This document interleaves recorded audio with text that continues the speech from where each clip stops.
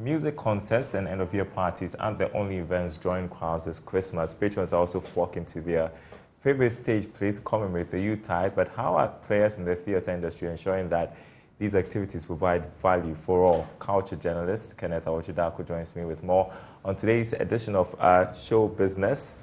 I think I have a feeling where this story idea for discussion is coming from. But I'll go ahead and ask you anyway, why the topic theatre today?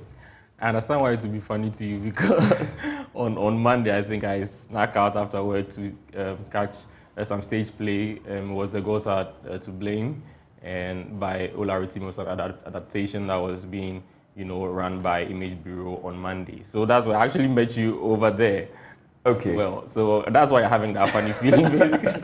Yeah. So great play. You saw it. Exciting to watch. By the way, he wasn't there alone. We'll get into that. But I just want us to watch a bit of that, and then we'll come back to the discussion.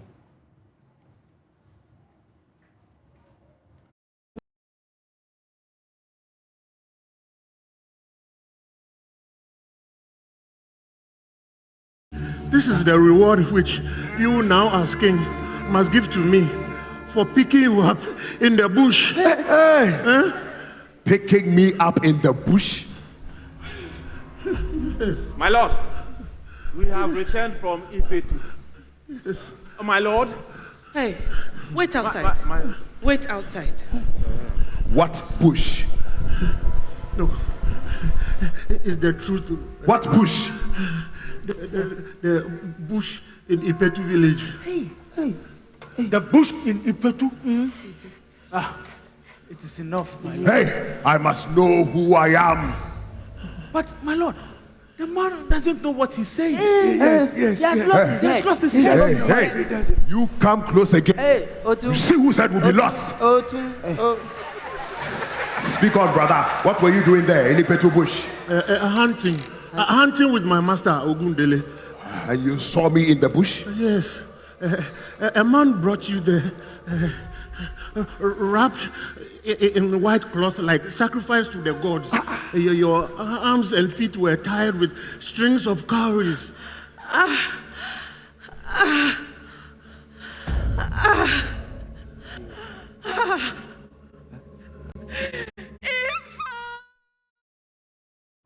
All right, and so that was The Gods Are Not to Blame. I mean, I've read the book several times because I did literature in school, but the play came alive at the National Theatre.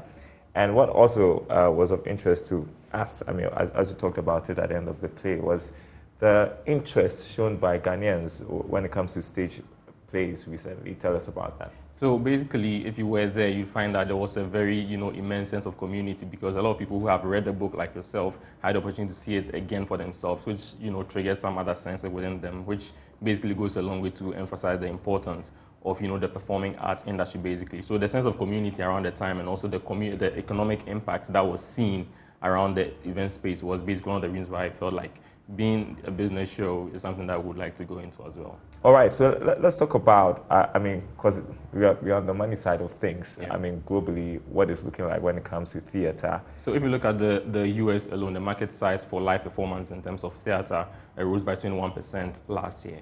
And this year it's projected that this revenue is going to reach $8.7 billion this year alone. So if you look at the global, this figure from the US and you compare it to what Africans are putting into their work, you understand that there's more that is in for creatives in this space if they decide to venture into this sector in the right way and in the best means possible. Yeah, I don't know if there are any figures locally that we can, look at to see how, the potential for theatre in the country, but why is it important in the scheme of things and growing our, economy through theatre?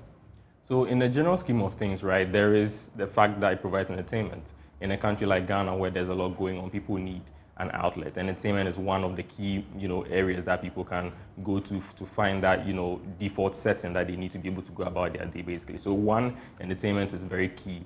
The use of soft power, many countries have used these things. I mean, even during the time of our first president, Nkrumah, he has used, he was known for using soft power in terms of using culture, tradition, among others, music, to, propel some sort of values and imbibe hardworking citizens. So that's another thing that, can be seen through this, creative space as well in terms of stage plays and, live performance and theater as well. And also when it comes to, the economic impact. I mean, if you were at the National Theatre on Monday, you realize that there was a lot of economic activity going, about during, before, and even after the screening or the watching of the play. You'd find people buying all of these things. Those, monies that are being generated around are also going back into the economy and also helping create more employment for people who find themselves around the theater art ecosystem as well. So these are very, key areas that... Yeah, I mean, for instance, The Gods Are Not to Blame, I think it was staged a couple of weeks ago, and then they did the rerun for 3 days, and then it was overly booked, and then they had to do an extra 2 days. Exactly. I know Roverman Productions is also doing something this Christmas.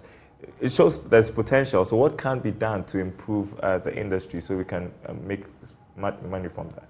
So one of the key areas has to do with funding.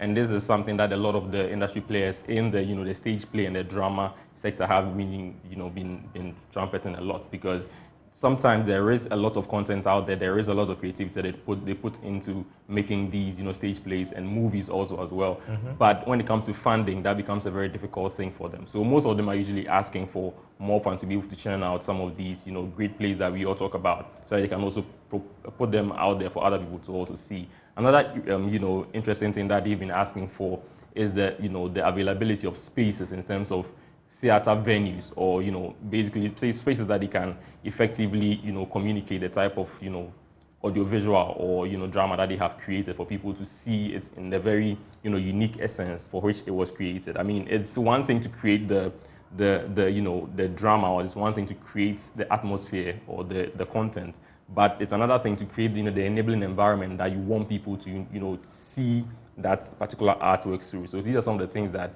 they are looking forward to, that if government or private agencies also come in to help propel, it's going to help, increase the interest in it takes so much money to produce a good piece, and I think people enjoyed it because of the investments made in producing that masterpiece. Yeah. And so I'm going to wish you a Merry Christmas. I don't know if I'm going to see you before the New Year, but we'll see how that goes. But maybe happy returns to you. Yeah, thank you so much. Kenneth Awoshidako is our culture journalist here at myjoyonline.com, and